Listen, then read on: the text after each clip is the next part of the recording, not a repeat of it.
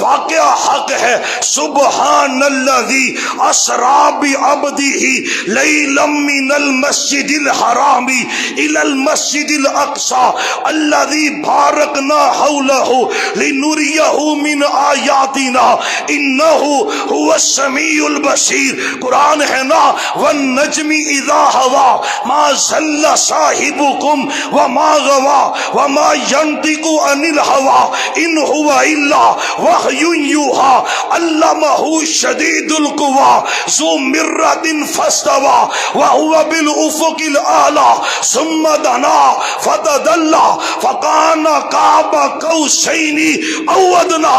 قرآن ہے، حق ہے. آپ اپنے گھر سے اٹھائے گئے، سینہ شک کیا گیا، زمزم کے پانی سے دھویا گیا، ایمان اور حکمت دل میں بھری گئی، براق پہ بٹھایا گیا، مسجد اقصی لے جایا گیا، نبیوں کو 2 رکعتیں پڑھائی، آپ کو وہاں سے آسمان پہ چڑھایا گیا. پہلا آسمان، دوسرا آسمان، تیسرا آسمان، چھٹا آسمان، 7واں آسمان. ابراہیم علیہ السلام بیت المعمور کے ساتھ ٹیک لگا کے بیٹھے ہیں. ثم عرج بی، محبوب ابراہیم علیہ السلام تو 7ویں آسمان پہ، فرمایا وہ 7ویں پہ رہ گئے، اللہ مجھے اس سے بھی اوپر لے گئے. اللہ مجھے اس سے بھی، اور بولو اللہ مجھے اس سے بھی.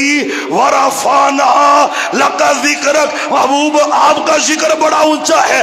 رب نے کیا کیا ہے؟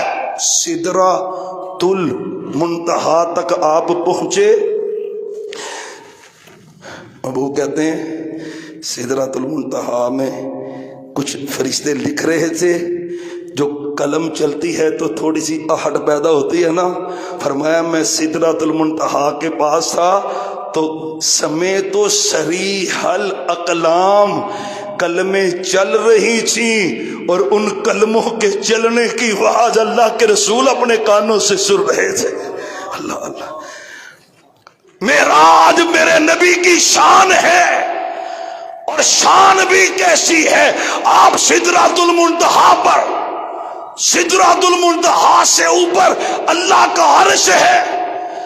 اللہ کے عرش پر میرے اللہ، اللہ کے نیچے میرے نبی، اور پیغمبر کے قدموں کے نیچے کل کائنات ہے.